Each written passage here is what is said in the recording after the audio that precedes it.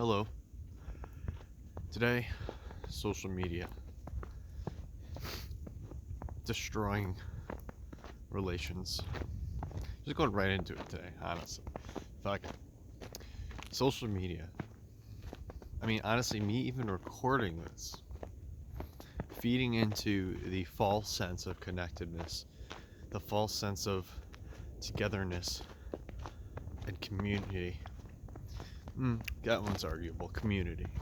But, I don't know. Something about...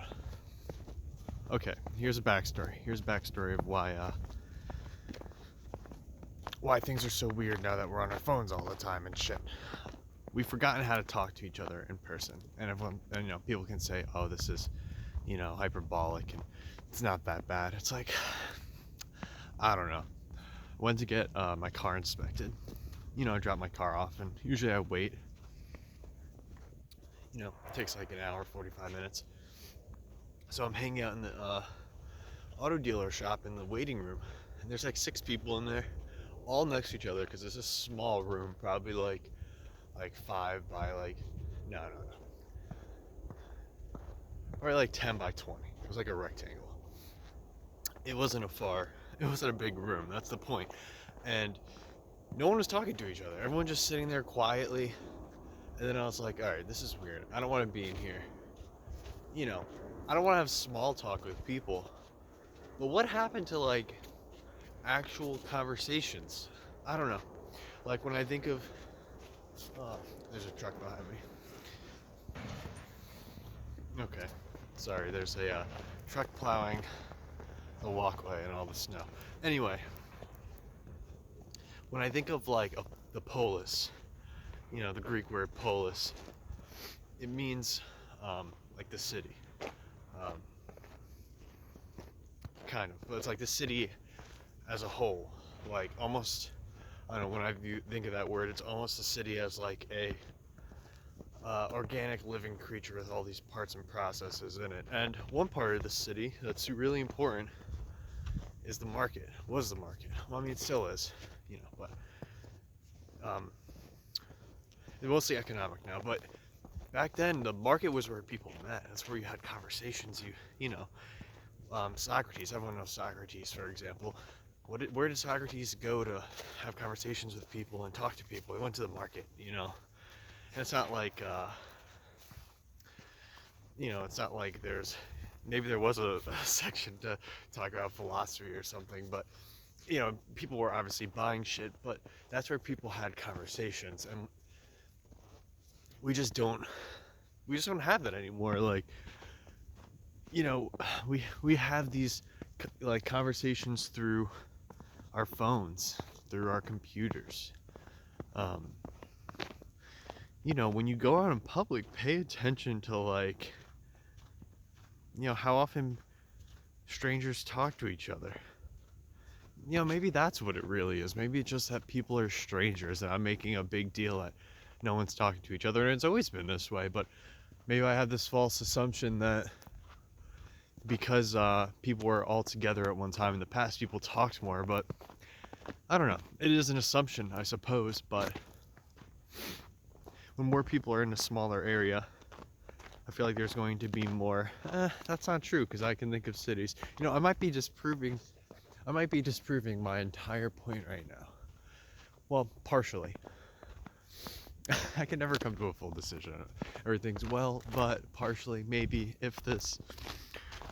That's revision. For anyone that's in Axis 12. That's it's constant just revision. Alignment revision. Yeah, but I do stand by my original statement that social media gives a false sense of closeness with people. You're lacking that. You're lacking that one-to-one human quality of being with people, and in the same way, being with a group, you're limiting. Nietzsche talks about this, and Jung a bit. there's an aspect of when you're with a group that you click into some sort of like collective, some an aspect that's more collective, and can go negative, where you can have like mass psychoses and cults, and that's like that aspect of um, interaction that's like can get warped, but it has really positive elements when you look at like rituals, like my previous video. um, it's that idea, and I think that technology, at least the way we're using it, um, I think it's great, but it's removing a vital element of interaction with people, and specifically community. So earlier I said community, and I said, oh, well, that's arguable, because I think the internet is fantastic for communities, fantastic for it. You can find people that are into any of the things you're into, talk to them, and but it really comes down, I think, to meeting up with people, meeting people in real life, making things real. This could just be me, but sometimes I'll be on like my computer or inside all day, and then I'll go out and like be interacting in the real world, or right now just like going for a walk in the woods, like. And this is, everything's always real, even the digital world is real, but there's something about immersing yourself in the tangible that's different than dealing purely in the abstract. And I think that's also another reason why I think social media is, it ties into that too, because it has this abstract element to it. It has this abstract quality to it. It's not just an interaction. There's, think of how people act on the internet. Half the people, if they said the shit they said on the internet, they would get punched in the mouth. Things like that. So, I'm not saying that there are only negatives to the internet, or that it's bad for society. I think it can be, but water can be bad for you at a certain point.